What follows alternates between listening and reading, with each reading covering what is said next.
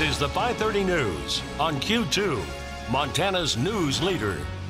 Good evening and thanks for joining us tonight. I'm Jay Cohn. And I'm Jeanelle Slade. It appears Montana Senator Steve Daines has a change of heart on the Republican tax reform plan.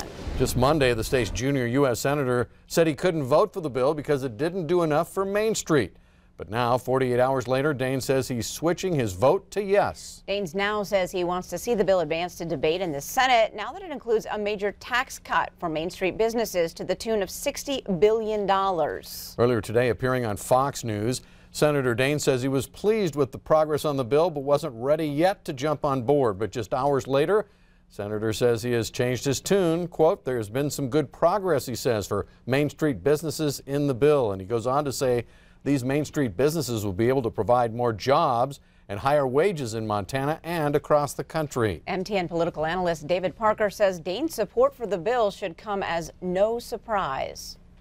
I would have been very surprised at the end of the day if he had voted no. I mean, Senator Daines has largely pretty much towed the Republican line. He's pretty much followed the Republican Party and the president's agenda.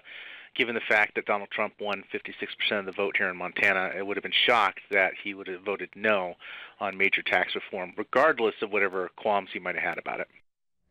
Democratic Senator Jon Tester opposes the bill. He says it sticks future generations with $1.5 trillion in new debt. The bill could head to a vote in the Senate as early as tomorrow. Montana's state revenue director says federal tax cut proposals now before Congress could negatively impact the state budget by as much as $30 million. Revenue Director Mike Cadiz outlined his concerns in a memo this week to the governor's budget office. He told MTN News today that the proposed Republican tax cut bills will likely increase state individual income tax revenue because it eliminates deductions that state taxpayers can take. But he says two other components will reduce state tax revenue. Those include bigger tax write-offs for corporations and a $23 million cut in federal mineral royalties paid to the state. Cadiz says he doesn't believe the tax cuts will generate enough economic growth to offset that loss in revenue to both the national and state treasuries. Big concerns about the overall effects of what they're doing. I mean, they're essentially financing tax breaks with deficit spending. You know, we fundamentally disagree with that notion. If you do it, the only time you should do deficit spending is when you're trying to combat a recession situation like that. That is certainly not the case. I mean, the country's at full employment right now. Cadiz also says it is difficult to truly gauge the impacts of the bills because they're being advanced so quickly. One of the more controversial provisions in the Senate bill is a repeal of Obamacare's individual mandate. Wyoming Senator John Barrasso took to the Senate floor today. He urged his colleagues to do away with the Obamacare penalty tax for those who cannot afford insurance. Families ought to be able to make decisions about what they want to buy and what works for them, not the government.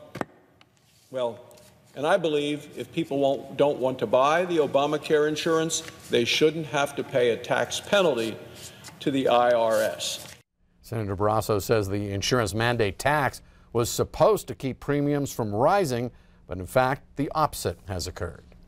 Well, by the end of this week, Billings will have a new city administrator. At least that's the plan. Interviews begin tomorrow for the top Billings job, and selection set for Friday. Q2's Dustin Kleeman joins us with details tonight on the 4 candidates and why this position is so important to the future of the Magic City. Good evening, Jay and Jeanelle. The city administrator is the CEO of the city, the executive branch. Friday's selection will be a turning point for Billings. The 4 candidates include 3 current city managers: Greg Doyen of Great Falls, Ron Allies of Helena, and David Frazier of Boulder City, Nevada. Kevin Smith, a general manager of Truckee Airport District near Truckee, California, will also interview for the position.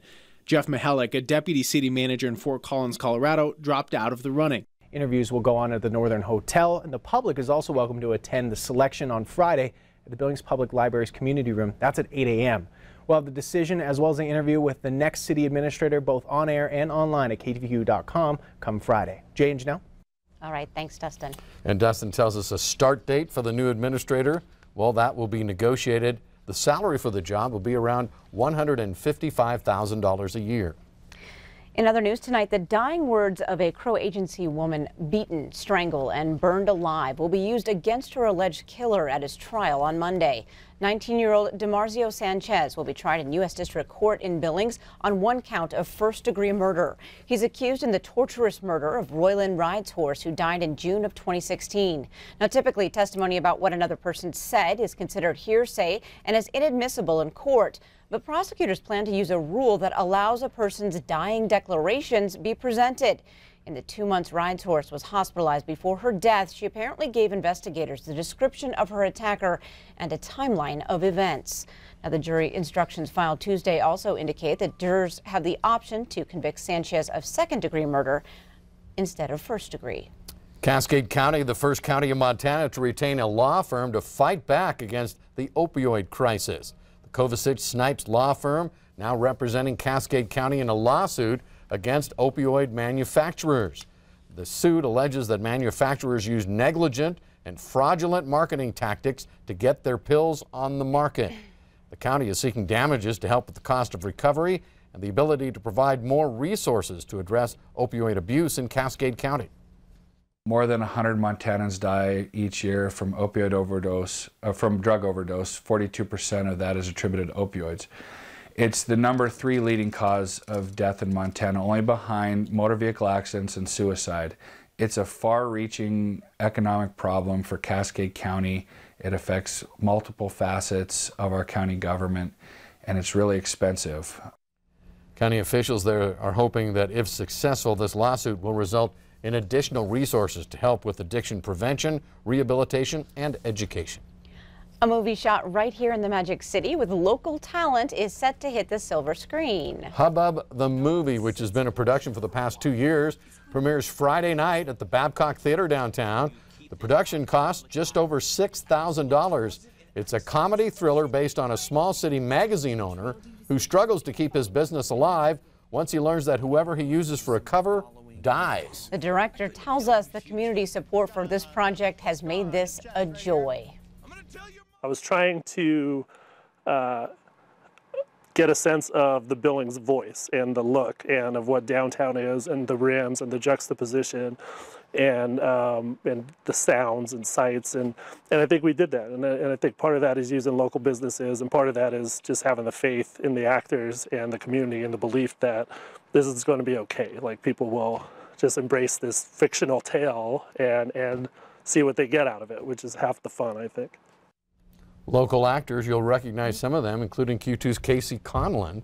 Now, the red carpet reception Saturday night begins at 7. The movie starts at 8 p.m. down at the Babcock. McKinder and crew hope their film will be picked up for distribution and also plan to show it at several film festivals next year. Still to come on tonight's 5:30 News, CBS has a new face to its evening news. Today, we sat down with Jeff Glore to hear about the big changes ahead. And later in sports, Scott takes a close look at a high school golf rule that has parents and college coaches fuming. And coming up in weather, that technically was a cold front that blew through today. But how high did the temperatures go? We actually got into the upper 40s. And what about the winds? We'll have more about that coming up in a few more minutes.